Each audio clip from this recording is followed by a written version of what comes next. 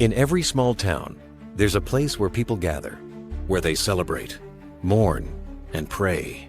For Millhaven, that place was the First Baptist Church, a tall white building with peeling paint, a crooked steeple, and a bell that rang every Sunday morning. It wasn't just a church, it was the town's heart. And at its center stood one man, Pastor John Whitlock. To Millhaven, he was more than a preacher. He was a leader, a man of God, the voice of truth. He baptized their children, married their sons and daughters, and buried their dead.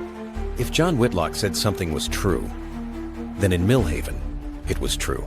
But behind that smile, behind the sermons of forgiveness, lived a secret. A darkness so vile that no one dared to confront it. And it would take a stranger, an outsider, to finally expose it. Millhaven was the kind of town people drove through without noticing. One diner, one gas station, a scattering of houses along dusty back roads, forgotten by the world, but bound together by faith.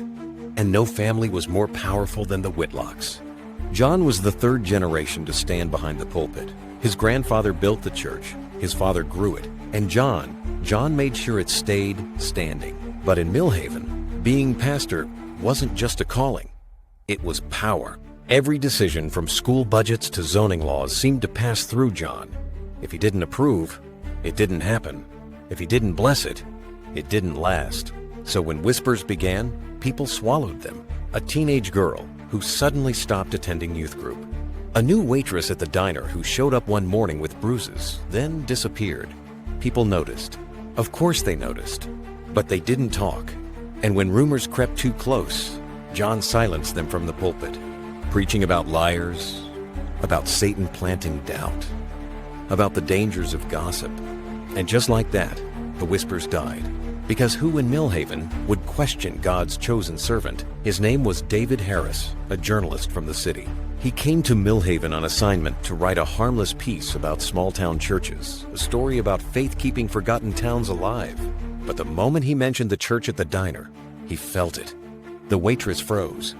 A man lowered his newspaper, watching him carefully, and an old woman muttered, "Best leave it alone, son.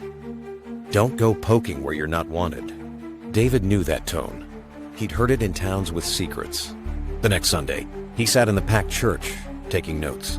Families in pressed shirts, children squirming in pews, hymns echoing off the old wooden walls.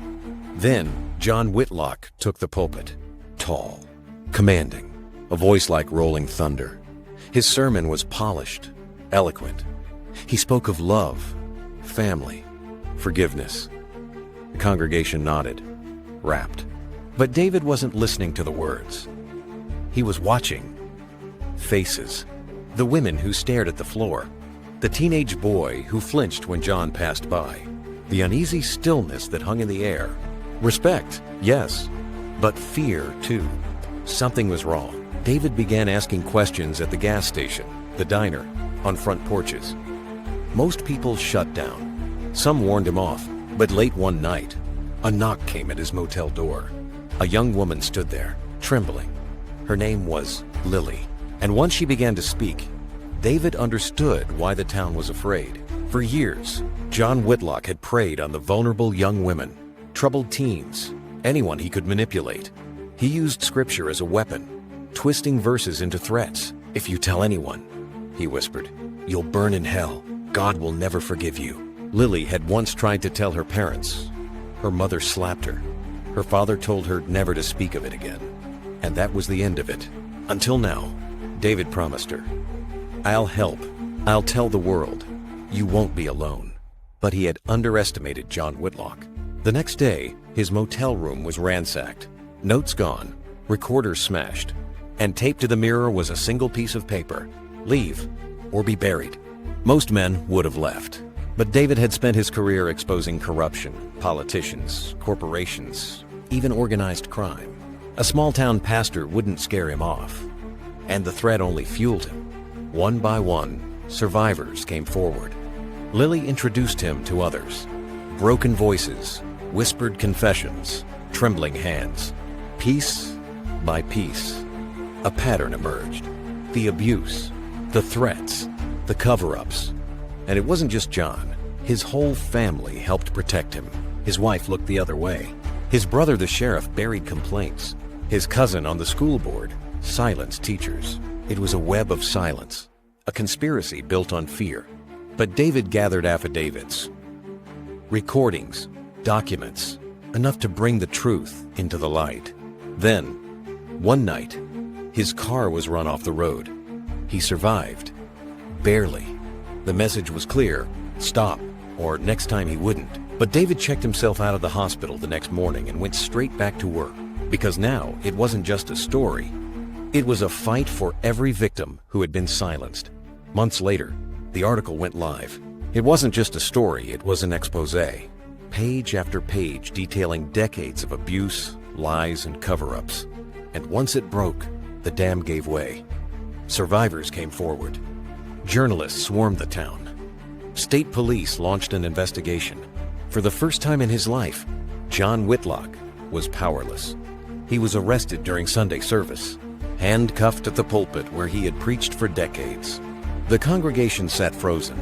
Some cried, some prayed, but many simply lowered their heads, realizing deep down that they had helped him, not by action, but by silence. In court, dozens testified. Stories of manipulation, threats of damnation, years of stolen innocence. No sermon could save him now. John Whitlock was sentenced to life in prison without parole. But Millhaven received a sentence too, to live with the truth. That evil had been in their midst all along, that they had looked it in the eye and chosen to turn away. Years later, David would still remember Lily's trembling hands, the silence of the congregation as their pastor was led away, the gavel's sharp crack as justice was delivered, and he would remember the note taped to his mirror: leave or be buried.